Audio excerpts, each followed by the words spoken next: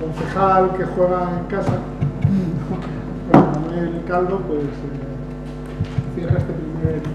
turno de intervenciones políticas. Luego dar paso al debate. Bueno, pues agradecer al grupo, a Agustín, por supuesto, la invitación, que además me produce una doble satisfacción. En primer lugar, por venir aquí a la Escuela de Arquitectura a contar los proyectos, a contar las estrategias que estamos planteando, que estamos llevando a cabo desde el área de desarrollo urbano sostenible. Como sabéis, hemos rebautizado al antiguo área de urbanismo y vivienda de Madrid, le hemos cambiado el título por desarrollo urbano sostenible, porque nos parece que las palabras también ayudan a construir el pensamiento y ayudan a construir las ideas, y por lo tanto, para reconfigurar algo, lo primero hay que nominarlo, hay que nombrarlo de una manera diferente. Entonces, considerábamos que era fundamental iniciar los cambios ya desde el nombre. Y como digo, me produce una doble satisfacción por haber sido alumno de esta escuela y por lo tanto por tener la oportunidad de estar aquí, en este caso pues no como alumno sino como ponente, para explicaros o para tratar de contar y de debatir y de reflexionar sobre nuestras ciudades. Me he identificado enormemente con todo lo que ha comentado el compañero de Zaragoza, incluso hasta con los eslóganes políticos. Belloc dices que hablaba de la ciudad del millón de habitantes. Esperanza Aguirre en el año 2003 hablaba del Madrid como región de los 11 millones de habitantes. Lógicamente, a cambio de esa oferta tan atractiva, pues luego parece que no sorprende demasiado que algunos consejeros que algunos diputados se cambiaran de bando. ¿Qué ciudad tenemos? ¿Qué ciudad nos encontramos en Madrid? Bueno, pues hacer un breve recorrido, un breve diagnóstico de lo que nos hemos encontrado. Creo que es un diagnóstico compartido, desde que comienza el proceso de desindustrialización en nuestro país. Vamos a situarlo en los años 80, con todas las imprecisiones que tenga fijar una fecha. Evidentemente, la única salida o la salida natural en un estado como el nuestro, en un estado periférico, siendo central periférico respecto al orden dominante en la Unión Europea, no le quedaba más salida que no fuera el ladrillo y la especulación, la gestión del suelo. Claro, nos encontramos con que desde los años 80 en adelante se pretende, y el plan del 85, el plan general del año 85, que desarrolla el primer gobierno de Tierno Galván, el primer gobierno democrático, con Eduardo Mangada a la cabeza durante un tiempo de este plan, el plan del 85, que yo creo que es un plan que tiene mucho interés, que es un plan que de alguna manera quería repensar el Madrid que se habían encontrado, que se encontró la nueva corporación de Tierno. Poco a poco va siendo negado, va siendo enmendado por la vía de los hechos, ante un modelo de desarrollo que, como digo, estaba articulado fundamentalmente en la especulación con el suelo y en la generación de una burbuja inmobiliaria como elemento subsidiario de esa especulación con el suelo. De ahí la generación de la burbuja, que todos conocemos y cuyos resultados pues son por todos conocidos y sufridos en muchos casos. Y una vez pinchada la burbuja y agotada también la vía olímpica, que de alguna manera fue casi como el prólogo, fue como la prórroga de esa burbuja, pues Madrid se queda sin proyecto. El Partido Popular se queda sin proyecto, pero nos encontramos también con que todos estos años de gestión, nosotros llamamos sin ningún tipo de pudor, sin ningún tipo de miedo, gestión neoliberal de la ciudad, nos encontramos con que no hay un proyecto alternativo claro. No hay un proyecto alternativo que la ciudadanía, al menos que una buena parte de la ciudadanía sea capaz de apoyar, sea capaz de sostener, sea capaz de anticipar en este momento. Sin embargo, claro, nos encontramos que ese desarrollo expansivo, fruto de aquellos años de burbuja, pues nos ha generado, en primer lugar, una serie de problemas, como han sido los desarrollos periféricos, los PAUs, los llamados PAUs, los Programas de Actuación Urbanística de Madrid, donde tenemos pues densidades que son absolutamente insuficientes para el desarrollo de las actividades, para el desarrollo del pequeño comercio, para el desarrollo de actividades estacionarias en la calle. Para que os hagáis una idea, si las colonias de los años 50-60 estamos hablando de densidades de 85-90 viviendas hectárea, pues en los PAUs de la primera serie, el PAU de Carabanchel, el PAU de Vallecas, Las Tablas, San Chinarro, etcétera, tienen densidades medias de 30 viviendas hectárea, 30, 32, 28. Evidentemente, esto genera un problema de convivencia fundamentalmente, porque las calles están vacías, no hay actividad, no hay pequeño comercio apenas, no hay apenas actividad estacionaria, como digo, y tenemos un modelo de desarrollo urbano en el que la calle, el espacio público, ha perdido todo protagonismo y se convierte en la trasera, se convierte prácticamente en un espacio residual. Pero la segunda derivada de este modelo ya no es ni siquiera el fracaso de los PAUs, sino todo el fracaso de la llamada estrategia del sureste, que para los que vivís en Madrid seguro que lo conocéis, que es todo este ámbito que se desarrolla en la periferia sureste de Madrid, que tiene una superficie equivalente a la que encierra, a la que envuelve la M30, y que está prácticamente desértico, está prácticamente vacío. En algunos casos se han desarrollado las infraestructuras, en algunos casos se ha empezado a urbanizar y en otros casos simplemente hay un suelo pendiente de gestión. Evidentemente, esta situación pues nos obliga a repensar la ciudad ante una estrategia, ante un modelo que ha quebrado por la vía de los hechos, y creo que el vacío enorme, las hectáreas, las cientos de miles de hectáreas de terreno que nos encontramos en esta periferia sureste, pues así lo manifiestan. Claro, nos obliga a pensar la ciudad y la primera pregunta es si hacerlo a través del instrumento de planeamiento o hacerlo a través de otro tipo de estrategias que nos permitan ir repensando la ciudad e ir interviniendo en ella con una mayor facilidad, con una mayor agilidad, para poder ir cambiando nuestra realidad. Pues está bien cambiar el modelo, evidentemente, y somos muy conscientes de que hay que avanzar hacia instrumentos de planeamiento nuevos que nos permitan fijar el modelo hacia el que queremos avanzar, hacia el que queremos ir, pero también somos muy conscientes de que la ciudadanía nos está exigiendo resultados prácticamente inmediatos. Y sin embargo, cambiar una ciudad no es algo que sea fácil, que sea sencillo, y desde luego que se pueda hacer en un espacio de tiempo corto, y por tanto tenemos que de alguna manera ir conjugando esas dos realidades. Así que hemos dejado aparcado, desde el área de desarrollo urbano, hemos dejado aparcado provisionalmente el debate sobre si cambiar o no, si modificar o no, si articular un nuevo plan general, y lo que hemos definido son 3 programas estratégicos que sí que tienen vocación de generalidad, es decir, de intervenir en la ciudad en su conjunto. Hemos definido, estamos elaborando, hemos puesto ya las bases para ponerlo en marcha, un plan integral, un plan estratégico de espacio público y movilidad. Entendemos que si algo también ha ocurrido en estos últimos años de crisis, ha sido una degradación muy evidente de los espacios públicos de nuestra ciudad, fundamentalmente, lógicamente, una degradación sectorizada, una degradación desigual. No es lo mismo cómo nos encontramos la ciudad en su almendra central, en el desarrollo del norte, a la periferia sureste, pero sí que es cierto que hay una buena parte de los espacios públicos de nuestra ciudad que exigen una regeneración urbana, en muchos casos integral. En ese marco hemos lanzado, como ya sabéis, un concurso para regenerar la Plaza de España, que nos parece además un elemento simbólico, un espacio central de la ciudad, una zona fundamental de Madrid, y que sin embargo pues estos últimos años ha ido degradándose progresivamente hasta convertirse en un espacio que ahora es hostil y que pues fundamentalmente por la parte que da hacia el Palacio Real, pues la gente trata de evitar toda esta zona, porque evidentemente no es un lugar agradable, ¿no? Además de que hay que repensar la movilidad, los accesos, su entorno, su conectividad con otros espacios aledaños, etcétera. Y también queremos repensar la movilidad, es decir, no podemos vivir. El año pasado salía un informe que decía que Madrid era la ciudad de más de 100.000 habitantes más contaminada de Europa. Entendemos que estos índices de contaminación lo que nos acercan es al subdesarrollo, en todo caso, y que para combatirlos, para corregirlos, hay que intervenir en la movilidad.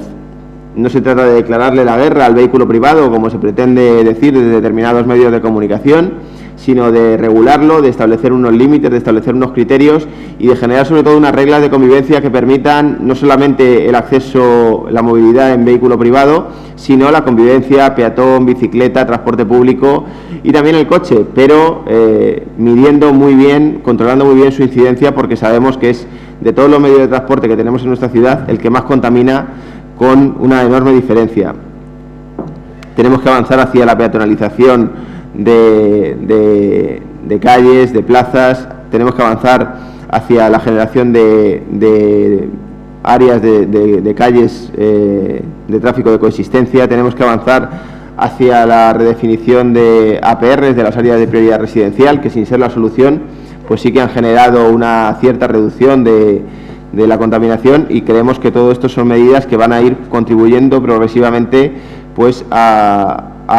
repensar, a reconfigurar la manera de movernos en nuestra ciudad. Esta mañana mismamente teníamos un atasco inmenso en la M40, el conjunto de la ciudad prácticamente estaba atascada, con lo que esto supone de índices de contaminación y de perjuicio para la salud de los ciudadanos. Ya no se trata tanto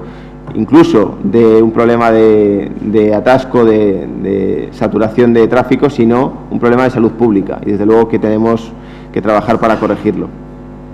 Y luego hemos puesto en marcha 2 programas estratégicos de regeneración de zonas urbanas vulnerables y de rehabilitación y eficiencia energética. ¿Por qué los distingo? Porque, en la línea de lo que comentaba el compañero de Zaragoza, por un lado está la identificación de esas áreas vulnerables, que nosotros también estamos trabajando. De hecho, ya tenemos prácticamente terminado el mapa de la desigualdad en Madrid, aprovechando todo el trabajo que se hizo para la revisión del plan, que finalmente el anterior gobierno retiró. Nos encontramos en el área de desarrollo urbano una cantidad de información importante, muy interesante. No nos interesaba el proyecto de plan que se quería plantear, pero sí nos interesaba, sí nos interesa recuperar toda esa información, y a partir de esta información hemos construido, estamos a punto de terminar, como digo, este mapa de la desigualdad en Madrid, estableciendo unos índices claros, un criterio de en qué áreas es urgente, es prioritario intervenir, en qué áreas es necesario, en qué áreas es conveniente y qué áreas, bueno, pues pueden esperar, porque evidentemente, como ya se ha comentado, los recursos son limitados y tenemos que establecer unos órdenes, unos criterios de priorización. Sin embargo, esto no quiere decir que no se pueda intervenir, que no se puedan plantear actuaciones de rehabilitación más generales o que incidan en algunos elementos concretos de mejora de la eficiencia energética, de aislamientos, de implementación de otro tipo de medidas que evidentemente no tienen que ver tanto con áreas vulnerables, sino con la mejora de la calidad de nuestros edificios. Y como digo, en ese marco pues hemos planteado estos 2 programas de definición de aquellas zonas de la ciudad donde tenemos que intervenir de manera integral en el espacio público, en los edificios, incluso desde el punto de vista de lo social, es decir, a través de políticas de cohesión social, y áreas que exigen la intervención parcial, por decirlo de alguna forma, con 3 objetivos fundamentales. Por un lado, y es más que evidente, mejorar la calidad de nuestros edificios.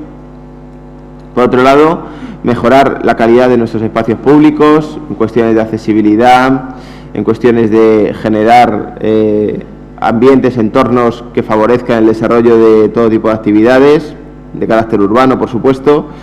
pero también con otro objetivo fundamental que para nosotros, para este Gobierno, es imprescindible y que no podemos dejar de lado, y es abrir un nicho de empleo,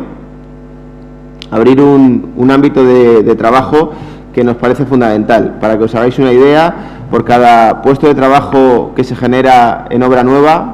se generan 1,5 puestos de trabajo en obra de rehabilitación. Es decir, solamente este dato y lo que esto puede suponer en términos de reducción del desempleo, en términos de cohesión social en esta ciudad, es imprescindible poner en marcha estos programas estratégicos de regeneración urbana, porque de alguna manera identificamos que ahí está una de las salidas para mejorar la calidad de nuestras ciudades y mejorar también la calidad de nuestro empleo. ¿Y cómo se concretan estos programas? Pues estos programas se concretan con 3 cuestiones bastante claras y bastante sencillas. Por un lado, inversión. Que además entendemos que la administración pública, que las administraciones deben asumir ese liderazgo y capitanear esa inversión. Estamos hablando de que frente a una inversión mínima, prácticamente inexistente, prácticamente durante la última corporación, durante los 4 últimos años. Para el ejercicio 2016 hemos previsto en nuestro borrador presupuestario, que todavía evidentemente está en trámite de aprobación, pero entendemos que ya que el conjunto de los grupos políticos en sus programas políticos llevaban la cuestión de la rehabilitación como un elemento central, entendemos que nadie se puede oponer, pues como digo, planteamos una inversión de en torno a 30 millones de euros en inversión directa por parte del Ayuntamiento en programas de rehabilitación. Esto, además de la inversión que pueda llegar por parte de otras administraciones, dígase el plan de vivienda, que como bien se apuntaba, Madrid ha sido la última comunidad en suscribirlo, termina en 2016 y estamos a punto de suscribirlo ahora, ante también la presión ciudadana y la presión que ha hecho este ayuntamiento para que esto suceda, de fondos europeos, etcétera, y por supuesto el incentivo también para que las empresas, para que las corporaciones asuman su parte y inviertan en este ámbito, porque además entendemos que es un ámbito de futuro y que sin duda va a generar beneficios a la ciudad y beneficios a largo plazo además. Por otro lado, fundamental nos parece también la coordinación de recursos. Hay una enorme desconfianza de la ciudadanía frente a la rehabilitación. En el año 2012 la Comunidad de Madrid aprobó con carácter retroactivo una ley que modificaba la inversión, las ayudas para instalación de ascensores en nuestra ciudad, pasando de 50.000 euros prometidos a las comunidades de vecinos a 15.000. Y como digo, con carácter retroactivo, es decir, dejando colgadas a un buen número de comunidades que estaban con las obras en marcha, a un montón de vecinos, de personas que se endeudaron para asumir estas obras y que finalmente la Administración le retiró el apoyo y en muchos casos incluso han producido desahucios fruto de estas hipotecas que contrajeron en su momento para poder hacer frente a estos gastos. Esto ha generado una enorme, y así nos lo ha transmitido las asociaciones de vecinos y la Federación Regional, con la cual estamos trabajando mano a mano, evidentemente, porque entendemos que tienen un papel fundamental en todo este proceso. Y, como digo, esta inconcreción, esta retirada de las ayudas ha generado una enorme desconfianza por parte de la población hacia la rehabilitación, hacia el apoyo institucional a la rehabilitación. Y para tratar de recuperar esta confianza hemos articulado una mesa de rehabilitación donde hemos invitado a actores del sector, a profesionales, a los colegios profesionales también, por supuesto a la Federación de Asociaciones de Vecinos, a la Comunidad de Madrid, al Ministerio de Industria, al Ministerio de Fomento, y queremos, como Ayuntamiento de Madrid, porque entendemos que es nuestra responsabilidad pilotar este proceso. Decir que la primera convocatoria de esta mesa fue un enorme éxito, prácticamente el diagnóstico que os estoy comentando era compartido y desde luego que hubo una voluntad clara por parte de todas las administraciones a asumir su parte y a coordinar recursos para ir recuperando poco a poco la confianza. Entendemos que recuperar esa confianza y coordinar actuaciones entre administraciones y entre los distintos sectores implicados va a ser fundamental para poder llevar a cabo satisfactoriamente este tipo de intervenciones. Y por último, queremos también facilitar y agilizar todo lo que son procedimientos de gestión y para ello tenemos presupuestadas en este ejercicio la creación de oficinas de proximidad en la línea de lo que comentaba el compañero de Zaragoza.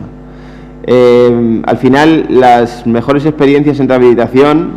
las que han sido más exitosas, nos demuestran que ha sido fundamental, en primer lugar, lógicamente, el compromiso y la cohesión vecinal en torno a la necesidad de hacer esas actuaciones y, en segundo lugar, la generación de un espacio de gestión muy pegado a la actuación, muy pegado al ámbito donde se está interviniendo, en el que se resuelvan dudas, en el que se agilicen trámites, en el que se faciliten contactos, en el que se genere un espacio de coordinación y además en el que los propios vecinos, la propia asociación o asociaciones que de alguna manera piloten estos procesos puedan verse apoyados por técnicos de la Administración y también, ¿por qué no?, por profesionales independientes, por arquitectos, por ingenieros, por aparejadores que puedan contribuir, puedan apoyar estos procesos. Entendemos que la creación de estas oficinas es un elemento fundamental para, como digo, garantizar el éxito de estas intervenciones. Y como no me quiero enrollar más, porque creo además que es fundamental que podamos debatir o podamos establecer algún turno de intercambio de preguntas y de intervenciones, Solo decir que, tanto que se nos achaca que veníamos a parar las grandes actuaciones, que estaban todas paradas, por cierto, nosotros no hemos parado ninguna, que sepamos, más allá de que evidentemente como gobierno responsable queramos revisarlas, queramos evaluarlas y queramos corregir algunos aspectos que no nos parecen adecuados. Creo que esto no solamente no es negativo, sino que es algo positivo y que favorecerá a la ciudad y al desarrollo de las propias actuaciones. Pero más que una ciudad basada en grandes actuaciones, que creo que es el modelo que recogemos, lo que queremos es una ciudad en la que se plantee una gran actuación de regeneración del espacio público, de los edificios, de las viviendas y del entorno, porque entendemos que a través de esta intervención vamos a contribuir a reducir la desigualdad social, por un lado, con políticas sociales, por supuesto, pero fundamentalmente la desigualdad territorial, que como sabemos vivimos en una de las ciudades más desiguales de nuestro entorno, desde luego del continente europeo, y queremos contribuir con estas actuaciones, como digo, a reducir progresivamente esta desigualdad para que Madrid sea de aquí en adelante una ciudad más cohesionada, una ciudad más amable y una ciudad más igualitaria, que creo que debe ser el objetivo que tiene que tener un gobierno responsable y un gobierno que recoge la voluntad popular que nos han trasladado los ciudadanos el 24 de mayo. Gracias.